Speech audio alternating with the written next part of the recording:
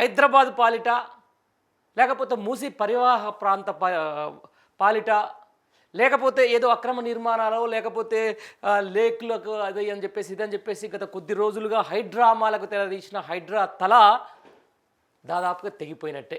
ఇంకా హైకోర్టు చాలా స్పష్టంగా చెప్పినటువంటి మాట. ఏదేమైనా కూడా అధికార దుర్వినియోగం, అధికారం తలకెక్కితే, లేకపోతే ఆ చట్టాన్ని అతిక్రమించితే, చట్టం మీద ఏమాత్రం గౌరవం లేకపోతే, ఒక బ్యూరోక్రాట్ అయ్యుండి, ఒక ఐపీఎస్ స్థాయి వ్యక్తి అయ్యుండి దాదాపుగా 84 సార్ల కోర్టుని ధిక్కరించడం, కేవలం ఒకటే పని జనాల్ని భయభ్రాంతులు చేయడం, ఆ తర్వాత పేదోళ్ళ ఇంటిపై బుల్డోజర్లు వేసుకొని శని ఆదివారాల్లో ఉదయం పూటే పడడం, వాళ్ళ బతుకుల్ని ఛిద్రం చేయడం, వాళ్ళ ఇంటిని కూల్చివేయడం, ఆ తర్వాత వారిని రోడ్డు పాలు చేయడం, ఇదొక వైపు. తర్వాత ఎవరైతే బడాబాబులు కొంతమంది ఉంటారో, కొంతమంది కమిషన్లకు సంబంధించిన దాంట్లోనో, లేకపోతే ఇంకా వేరే వయ చాలా అంశాలకు సంబంధించిన దాని మీద వాళ్ళ ఇంటి మీదకి వెళ్ళిపోవడం, 2 గోడల్ని ఇట్లా పేలించే ప్రయత్నం చేయడం, వాళ్ళతోటి గిటిల్మెంట్లో చేసుకోవడం, ఆ తర్వాత చేయడం. రైట్. రాష్ట్ర ముఖ్యమంత్రి చెప్పిండు, నేను ఒక హిట్లర్కి అత్యంత ఇష్టమైన హైడ్రా అని ఒక పేరు, అంటే వాస్తవానికి సైంటిఫికల్గా పేరు ఉందో లేదో కూడా మరి ఆయనకే తెలియదు, ఆయనకే జనానికి కూడా పెద్ద అది లేదు. ఆ నేపథ్యంలో కూడా హైడ్రాని తీసుకొచ్చిన తర్వాత స్థానికంగా తెలంగాణ రాష్ట్రంలో హైదరాబాద్ బ్రాండ్ ఏ విధంగా పడిపోయిందో మనందరికీ తెలుసు. ఎవరైనా రియల్ ఎస్టేట్ సంగతి, అంటే పర్టికులర్గా ఈ సిటీ అనేది ఎంత ఎక్స్పాండ్ అయితే అంత మంచిది. రియల్ ఎస్టేట్ చాలా అద్భుతంగా ఉన్నటువంటి ప్రాంతం హైదరాబాద్. అట్లాంటి హైదరాబాద్లో గతంలో కోకాపేట్లో ఎకరం 100 కోట్లు, ఎప్పుడో ఒక 3-4 ఏళ్ళ కిందనే, ఒక 5-6 ఏళ్ళ కిందనే 100 కోట్లు పోయి ప్రపంచం దృష్టిని ఆకర్షించినటువంటి హైదరాబాద్ ఒక్కసారిగా హైడ్రా వచ్చేసి సంఖ్యలు వేసింది రియల్ ఎస్టేట్కు. రియల్ ఎస్టేట్ అంటేనే భయపడాల్సి వచ్చింది. రియల్ ఎస్టేట్ మీద పడి చాలామంది ఈరోజు అద్భుతంగా ఎంతో అంతో సంపాదించుకుని పిల్లలకి ఎంతో అంతో ఒక మంచి విద్యను అందించుకుంటూ ఎంతో అంతో కుటుంబాన్ని పోషించుకుంటున్న వాళ్ళందరి జీవితం మీద ఒక గుడిబండగా మారింది. వాళ్ళందరూ ఇప్పుడు బ్యాక్ టు ఉద్యోగాలని, ప్రైవేట్ ఉద్యోగాలు అని చెప్పేసి వాళ్ళు ఎప్పుడైతే స్టార్ట్ చేసిరో మళ్ళీ అక్కడికి తీసుకుపోవడంలో హైడ్రా ఏం చేసిందో మనందరికి తెలుసు.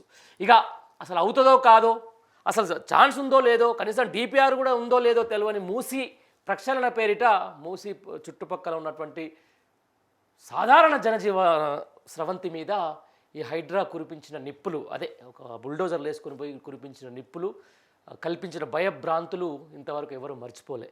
అట్లాంటి హైడ్రా కమిషనర్ రంగనాథ్కు ఈరోజు హైకోర్టు గట్టి శాఖ ఇచ్చేసింది. ఎట్టి పరిస్థితుల్లోనూ హైడ్రా కమిషనర్ని తొలగించాలి అని చెప్పేసి సాక్షాత్తు సిఎస్కే ఆదేశాలు జారీ చేసింది.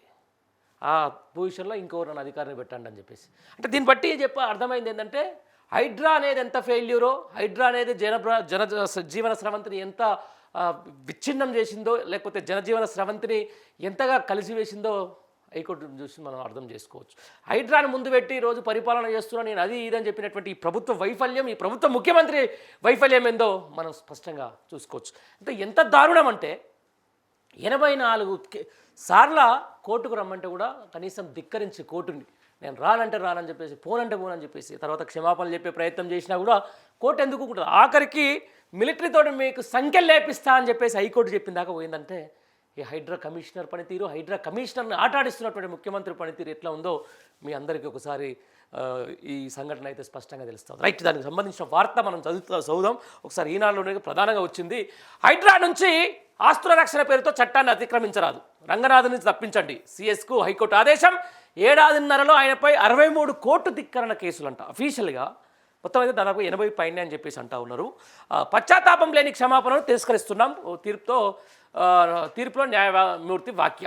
హైడ్రా కమిషనర్ పోస్ట్ నుంచి ఏవి రంగనాథ్ను తప్పించి ఆ స్థానంలో మరొకరిని నియమించాలంటూ రాష్ట్ర ప్రభుత్వ ప్రధాన కార్యదర్శికి హైకోర్టు సోమవారం ఆదేశాలు జారీ చేసింది. న్యాయస్థానం ఆదేశాలను విచ్చలవిడిగా ధిక్కరించడంతో పాటు పదే ఉల్లంఘించే అధికారి చట్టబద్ధమైన పాలన, రూల్ ఆఫ్ లాను ప్రమాదంలోకి నెట్టివేసే ప్రమాదం ఉందని, అలాంటి వ్యక్తికి ఆ పదవిలో కొనసాగరాదని వ్యాఖ్యానించింది. ఈ పరిస్థితుల్లో కోర్టు ఆదేశాలను ఉల్లంఘించిన అధికారులపై కఠిన శిక్షలకు సిఫార్సు చేయడం తప్ప మరో ప్రత్యామ్నాయం లేదంది. మేడ్చల్ మల్కాజ్గిరి జిల్లా మల్కాజ్గిరి మండలంలోని లోత్కుంట గ్రామ సర్వే నెంబర్ 1-2లో 40 ఎకరాల భూమిలో ఈ నెల 17న హైడ్రా కూల్చివేతలు చేపట్టడాన్ని సవాల్ చేస్తూ శాంతం శ్రీరామ్ కన్స్ట్రక్షన్ ప్రైవేట్ లిమిటెడ్ దాఖలు చేసిన కోర్టు ధిక్కారణ పిటిషన్పై జస్టిస్ జూకంటి అనిల్ కుమార్ సోమవారం విచారణ చేపట్టి ఈ మేరకు ఉత్తర్వులు జారీ చేశారు. గత 5 ఏళ్లలో 9,290 కోట్ల ధిక్కారణ కేసులు పెండింగ్లో ఉండగా ఏడాదిన్నరలో 63 కేసులు ఈ ఒక్క అధికారిపైనే ఉండడం ఆశ్చర్యం వేసిందని చెప్పేసి చూసుకోమాట.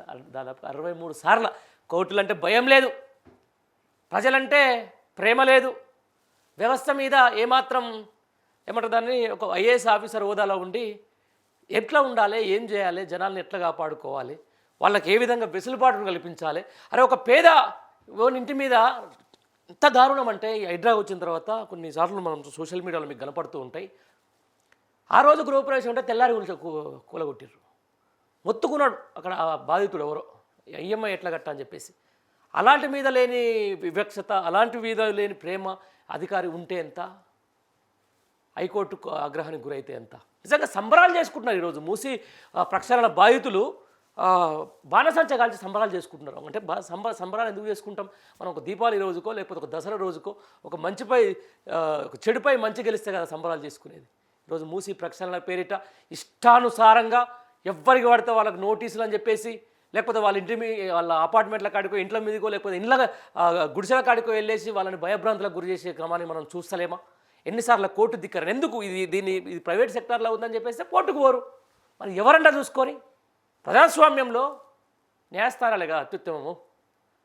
న్యాయస్థానాలు కూడా కాదని చెప్పేసి ఈరోజు ఒక అధికారినో లేకపోతే ఒక రాజకీయ నాయకున్నో లేకపోతే వాని వ్యక్తిగత పగ కోసం పనిచేస్తే మరి ఇట్లాంటి అధికారుల పరిస్థితి ఏమవుతుంది? భవిష్యత్తు ఎట్లా నమ్ముతారు?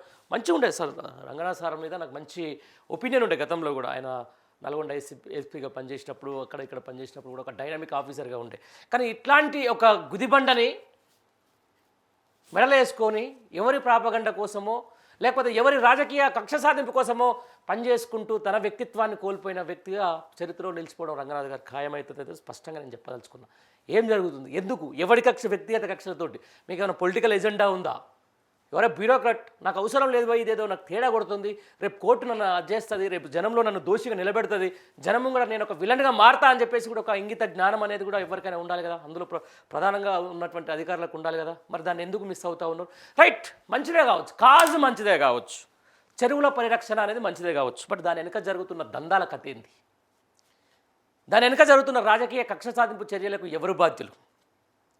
దాని వెనుక సఫర్ అవుతున్నటువంటి బడుగు జీవులు అంటే ఐటమ్ మూసి ప్రక్షాళన పేరిటనో లేకపోతే ఇంకో ఏమంటారు హైదరాబాద్కు సంబంధించినటువంటి కాలువలో, చెరువులకు సంబంధించిన దాని మీదనో, లేకులకు సంబంధించిన దాని మీదనో కోల్పోయినటువంటి బాధితుల ఆర్తనాదాలకు జవాబు వివరిస్తారు.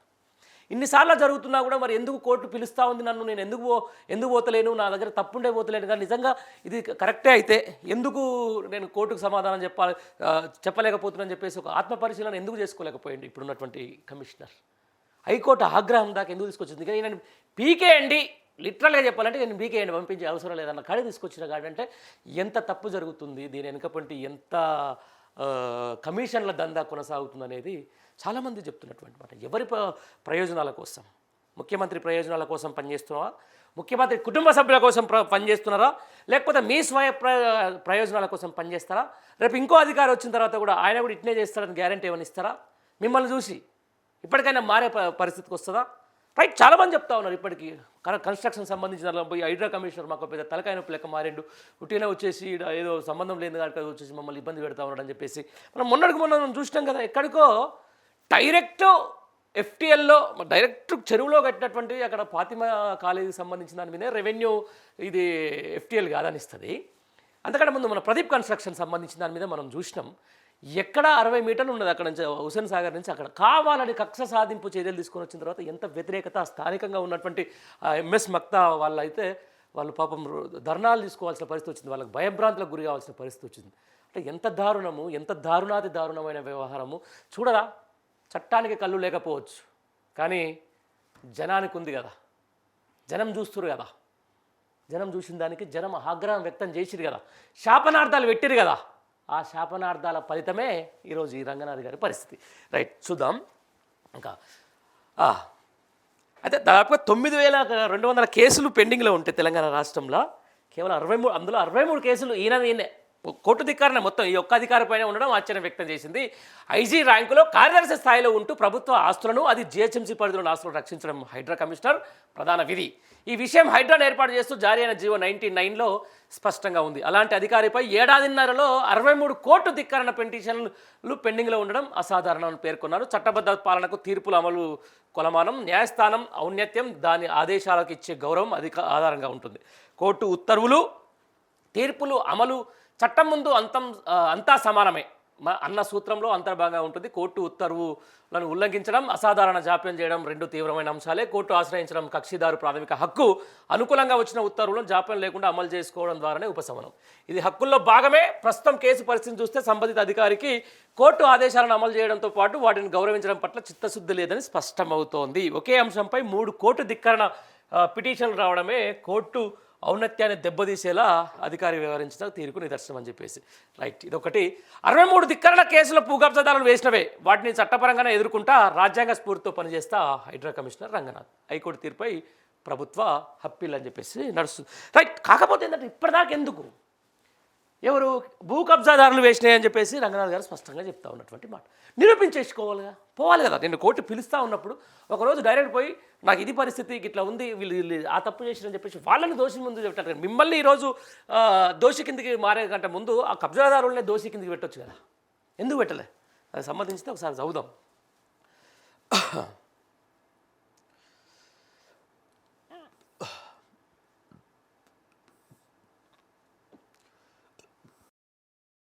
కోర్టు ఉత్తర్వులు హామీ ఉల్లంఘనతో చట్టబద్ధ పాలన నీరుగార్చారు. పిటిషనర్ ఆస్తిలోని ఏ విధంగానూ ప్రవేశించరాదన్న ఉత్తర్వులు అమలు చేయలేదు. న్యాయస్థానం ఇచ్చిన ఉత్తర్వుల ఉల్లంఘన సాహసోపేతంగా కనిపించినా దాని పర్యవసానాల ప్రభావం దీర్ఘకాలం ఉంటుందని సీతారాం ఎంటర్ప్రైజెస్ కేసులో సుప్రీంకోర్టు చేసిన వ్యాఖ్యలను సందర్భించుతాం. అంటే చూడంటే రైట్, ఆయన వాదనను కూడా మనం ఏకీభవిద్దాం. వాళ్ళందరూ కూడా కబ్జాదారులే అనుకుందాం. నీకు అన్నిసార్లు వాళ్ళు పోయి డైరెక్ట్గా న్యాయస్థానాన్ని ఆశ్రయించారు. అత్యున్నత న్యాయస్థానాన్ని, రాష్ట్రంలో ఉన్నటువంటి అత్యున్నత న్యాయస్థానాన్ని ఆశ్రయించారు. మరి దానికి సమాధానం చెప్పాల్సిన బాధ్యత ఎవరిది? ఇది నిరూపించాల్సిన బాధ్యత ఎవరిది? మరి నువ్వెందుకు కోర్టుకు పోతలేవు? నువ్వు ఇప్పుడు ఎందుకు ఇదంతా క్షమాపణ మొన్న కూర్చొని ఎందుకు క్షమాపణ చెప్పాల్సి వచ్చింది? చుట్టుపక్కల దాని చుట్టూ ఎట్లా ఉందంటే ఇప్పుడు మనకు ఎవరైనా కక్ష కట్టినామనుకో, మన చిన్న ఊరు, ఒక చిన్న విలేజ్, ఒక కక్ష కట్టినామనుకో, ఊరంతా వాడు ఊరి మధ్యలో ఉన్న వాడికి ఎవరు లేనట్టుగానే చేస్తాం. వానికి కావాలని చెప్పేసి నువ్వు వానికి కరెంట్ బంద్ చేస్తాం, అదన్ని బంద్ చేస్తాం, అవసరమైతే మన ఇల్లు కూడా ఒకటే ప్రయత్నం చేస్తామని చెప్పి కార్యక్రమం ఇదంతా కక్ష సాధింపు చర్యలో భాగంగానేనా, ఇదంతా కమిషన్ల కోసమేనా అనేది ఇక్కడ కోర్టు అడుగుతున్నటువంటి మాట, మనం కాదు. హామీ ఉల్లంఘన. శాంతా శ్రీరామ్ కన్స్ట్రక్షన్ ప్రైవేట్ లిమిటెడ్కు చెందిన 40 ఎకరాల భూవాదంలో హైడ్రా ఎక్కడ ప్రతివాదిగా లేదు. హైడ్రా తరపు న్యాయవాది కోర్టుకు హామీ ఇచ్చినప్పుడు ఏ స్థాయి అధికారి అని దానికి కట్టుబడి ఉండాల్సిందే. కోర్టు ధిక్కారణ పిటిషన్ సందర్భంగా రెవెన్యూ శాఖకు సహకరించడానికి హైడ్రా అధికారులు వెళ్లారని పోలీస్ ఇన్స్పెక్టర్, మండల సర్వేయర్ ఉన్నారని పేర్కొన్నారు. ఈ సందర్భంగా హాజరైన అధికారి ప్రభుత్వాస్తుల పరిరక్షణలో భాగంగా వెళ్ళామన్న వాదనను ఈ కోర్టు తోసిపుచ్చింది. రికార్డులు పరిశీలిస్తే హైడ్రా అధికారులు పిటిషన్ స్థలంలోకి వెళ్ళి తాత్కాలిక నిర్మాణాలను ధ్వంసం చేసినట్లు ఆధారాలు ఉన్నాయి. కనపడ్డది కదా డైరెక్ట్గా.